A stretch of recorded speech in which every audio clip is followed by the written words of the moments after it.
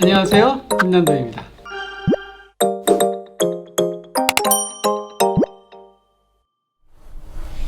트렌드 코리아 TV 구독자 여러분 안녕하세요. 저는 전명입니다. 데이터로 보는 소비 트렌드, 오늘의 주제는 성격 데이터입니다. 요즘 MBTI 테스트부터 시작해서 각종 성격 테스트가 크게 인기를 끌고 있는데요. 이렇게 재미있는 성격 테스트는 누가 만들까요? 대한민국에서 성격 데이터를 가장 많이 가지고 있는 회사 푸망의 류승준 대표님과 함께 하겠습니다. 대표님 안녕하세요. 네, 안녕하세요. 네, 오늘 바쁘신 와중에 저희 채널에 출연해 주셔서 감사합니다. 대표님 본인 소개 좀 간단하게 부탁을 드릴까요? 네, 안녕하세요. 저는 이제 푸망의 대표 류승준이라고 하고요. 저는 이제 서울대 물리학과 그리고 경제학과를 나와서 이제 스타트업을 창업한 청년 창업가입니다. 네, 반갑습니다. 네, 반갑습니다. 아유, 멋진 분을 또 이렇게 모시게 됐습니다. 제가 성격 데이터를 많이 가진 회사다 이렇게 말씀을 드렸는데요. 푸망이 어떤 회사인가요? 간단하게 저희 네. 구독자들께 조금 알려주시면 어떨까요? 네네. 최근 들어서 이제 MZ세대 사이에서 심리검사, 온라인으로 하는 심리검사가 굉장히 많이 유행을 하고 있어요. 대표적으로 이제 MBTI라는 테스트도 있는데요. 저희 이제 푸망이라는 플랫폼은 이제 국내에서 출시되는 MBTI와 같은 어떤 심리검사를 플레이할 수 있는 이런 자아탐구 플랫폼이고요. 그리고 저희가 직접 심리검사를 만들기도 합니다. 저희가 플랫폼이 런칭된 지 약 1년 정도 기간이 지났는데, 네, 지금까지 한 1,500만 명 정도 총 방문을 해주시고, 그리고 그분들이 약 2,500만 회 정도의 심리검사를 이제 플레이를 하셨어요. 이만큼 꽤나 MZ세대, 저희 타겟층 사이에서는 꽤나 유명한 그런 플랫폼입니다. 네, 제가 오기 전에 찾아보니까 제가 각종 회사에서 했던 재밌는 이벤트로 참여했던 테스트를 푸망에서 거의 만들었더라고요. 네. 그래서 1년이라는 짧은 시간에 1,500만 명의 그런 어떤 네네. 접속자 수를 유입했다는 것도 굉장히 인상적인데요. 네. 다른 여타의 그런 성격 테스트를 하는 어떤 회사나 사이트와 우리 푸망의 가장 큰 차이점이 좀 있을까요? 네네. 우선 저희와 이제 그런 온라인 심리검사와의 차이를 말씀드리기 전에 이런 온라인 심리검사와 그리고 기존에 있었던 종이 심리검사와의 좀 차이점이 확실히 있는데요. 이전에 이제 종이 심리검사는 저희가 직장이나 아니면 회사에서 한 150문항, 200문항 정도 네, 되는 그런 검사를 맞아요. 종이로 이렇게 하셨던 기억들이 다 있으실 것 같은데, 맞아요. 이제 최근에 온라인에서 하는 심리검사는 이에 비하면 훨씬 더 이제 좀 더 간편하게 참여할 수 있게 문항의 수가 이제 10개 내외로 굉장히 짧고요. 그런 특징이 있고, 그리고 두 번째로는 사용자분들이 이제 심리검사를 하고 결과가 나오는데 그 결과에 나오는 어떤 자신이 굉장히 이입할 수 있게 저희가 많이 만듭니다. 네, 그래서 캐릭터라든지 네. 아니면 뭐 세련된 디자인 그리고 되게 트렌디한 문구를 많이 써서 저희 타겟 유저분들이 좀 더 감정이입을 해서 네. 심리검사를 할 수 있게 만드는 게 이제 온라인 심리검사의 차별점이고요. 네. 네, 거기서도 특히 푸망이 조금 더 잘하고 있는 부분은 이제 온라인 심리검사로 가면 조금 더 심리검사가 되게 가벼워지고 재미 위주로 가다 보니까 신뢰도가 떨어지는 그런 경향성이 없지 않아 있는데, 저희는 이제 그런 와중에도 이게 결국엔 자아탐구이고 신뢰도가 굉장히 중요하기 때문에 저희가 이런 심리검사를 만들 때 이제 기존에 있었던 심리학자분들이 연구하셨던 그런 결과를 굉장히 많이 이제 참고를 해요. 네. 그래서 그런 척도를 가지고 와서 만들기 때문에 조금 더 신빙성 있는 그런 심리검사를 만들고 있습니다. 네, 이렇게 종이로 해본 거 기억나시면은 X세대인데, 그죠? 그렇죠. 네네. 이제는. 네. 네. 그런데 또 온라인은 너무 가벼우니까 이 둘 사이의 균형점을 참 잘 찾았다 이런 생각이 네네, 좀 드네요. 맞습니다. 네. 그런데 우리 대표님께서 하필이면은 창업하실 때 왜 심리 테스트에 꽂히셨어요? 네네. 일단은 이제 저도 이제 기업가이기 때문에 이 당시에 심리 테스트라는 어떤 키워드가 굉장히 빨리 성장하고 있다는 거에 굉장히 주목을 했었고요. 당시에 이제 제가 1년 반 정도 전에 이제 코로나가 막 이제 시작되면서 사용자들이 이제 한국 사람, 한국 분들이 집에 많이 계실 때 그때 심리 검사가 확 유행을 했었는데 그 시기에 창업을 했기 때문도 있고요. 그리고 이제 그 다음으로는 이제 이 심리검사가 단순히 유행이 아니라 굉장히 큰 어떤 의미가 있을 거다라고 생각을 했었어요. 그러니까 어떤 게 있냐면 결국에 나에 대해서 궁금한 거는 굉장히 인간의 근본적인 그런 속성인 그렇죠. 거잖아요. 그리고 이런 것들이 이제 심화되다 보면 결국에는 내가 가지고 있는 고민들을 이렇게 해결할 수 있는 거고, 근데 가장 대표적으로 저는 오은영 박사님께서 이제 유튜브나 이런 데 방송 나와서 하시는 맞아요. 것도 어떻게 보면 나에 대해서 이해하고 그리고 거기에 맞춤형으로 조언을 해줄 수 있고 맞아요. 이런 거라고 생각을 하거든요. 그래서 약간 그런 관점에서 봤을 때 심리검사가 지금은 되게 이렇게 재미 요소로 많이 가고 있지만 되게 유의미한 사용자들의 특성들을 잘 파악하다 보면 나중에는 이 오은영 박사님처럼 이렇게 조언을 해줄 수 있지 않을까 이런 생각을 했었던 것 같아요. 그러네요. 저는 이런 성격 테스트가 참 좋은 것이 낯선 사람과 한 공간에 있으면 조금 서먹서먹하잖아요. 그죠, 네. 그때 MBTI 유형이 어떠세요? 이렇게 질문 던지면 맞아요. 그 낯선 어떤 느낌들이 사라져서 네네네. 참 좋더라고요. 네네. 거기다가 세상에 나 같은 사람만 있는 게 아니라 저런 다양한 인간들이 있구나. 맞아요. 이런 이해도도 네. 높아지는 것 같아요. 맞습니다.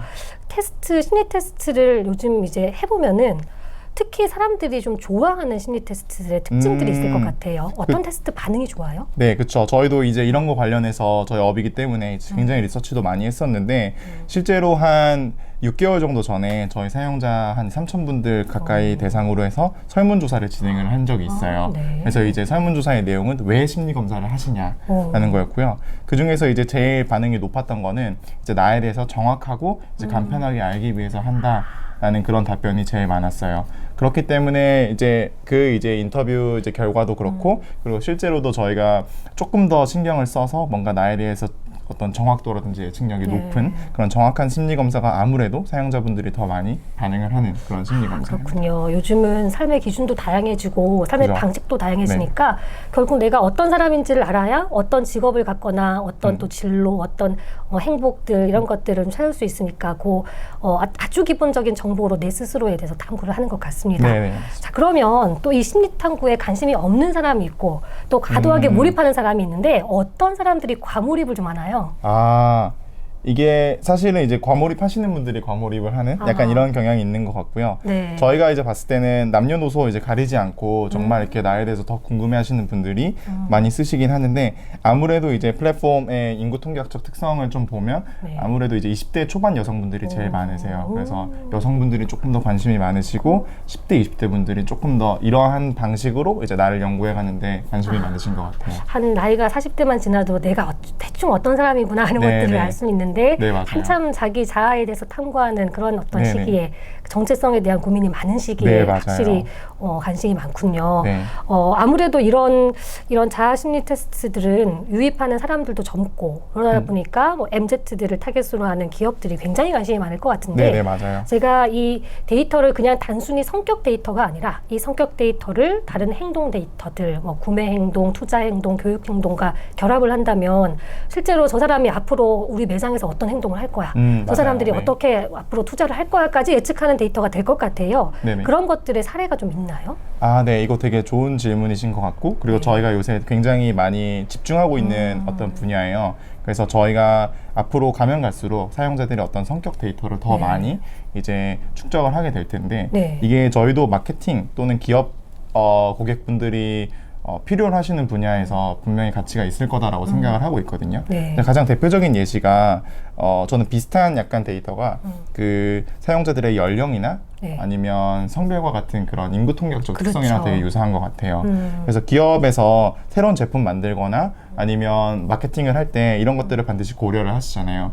사실 그 이유가 이런 인구 통계학적인 특성이 행동을 예측할 수 있기 때문이거든요. 그렇죠. 근데 이제 굉장히 많은 연구에 따르면 성격 데이터 또한 이런 인구 통계학적 특성만큼이나 사용자의 행동을 예측하는데 굉장히 높은 예측력을 가지고 있다고 해요. 그래서 저희도 이제 몇 가지 사례를 연구를 하고 있는데요.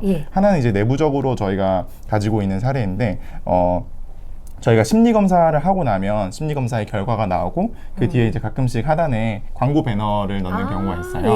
네, 이제 광고 배너를 넣는 경우에 이제 저희가 심리 검사의 결과에 맞춤형으로 메시지를 이제 작성하는 경우가 있고 아니면 그런 것 별개로 이제 그냥 균일한 어떤 문구로 이렇게 광고 배너를 구성하는 경우가 있는데 저희가 이제 조사해본 결과 사용자 성격에 맞춤형으로 광고 배너를 구성했을 때 아닌 경우보다 한 90% 정도 높은 클릭률을 보이고 있다는 거를 이제 찾아냈었고요.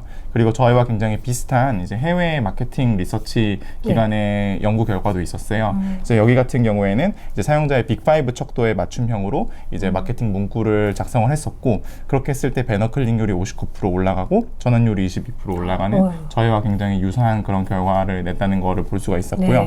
그리고 이거 두 개 같은 경우에는 이제 사용자의 맞춤형으로 어떤 맞춤형 마케팅 문구를 작성하는 거와 관련된 건데 사실 이거 외에도 성격이 사용자의 행동과 관련이 있다라는 거에 대한 연구는 굉장히 많이 있습니다. 그래서 뭐 예를 들어서 성격이 사용자의 어떤 주식시장 참여 확률을 예측할 수도 있고요.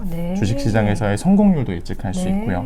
그리고 인터넷 사용량 그 뭐 평생에서의 어떤 소득 수준, 야. 뭐 예를 들어서 보험 가입하고 나서 얼마만큼 청구를 많이 하실지에 대한 것들, 이런 것들에 대한 예측력이 다 있다고 이제 연구 결과가 굉장히 많이 나오고 있어요. 그래서 네.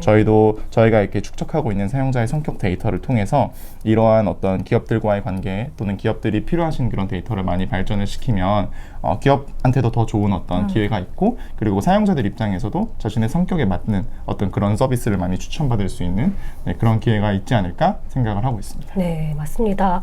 예전처럼 뭐 한두 개 뭐 이렇게 설문 테스트 해가지고 사람들을 나누기보다는 이렇게 대규모 데이터를 확보하다 보니까 어떤 성격 데이터가 갖는 예측력에 대한 신뢰도도 확실히 높아지는 것 같고요.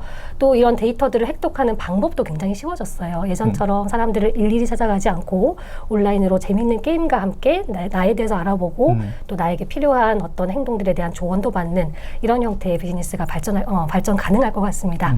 네, 오늘 좋은 얘기 해주신 우리 푸망의 류순준 대표님 다시 한번 감사합니다. 고맙습니다. 감사합니다.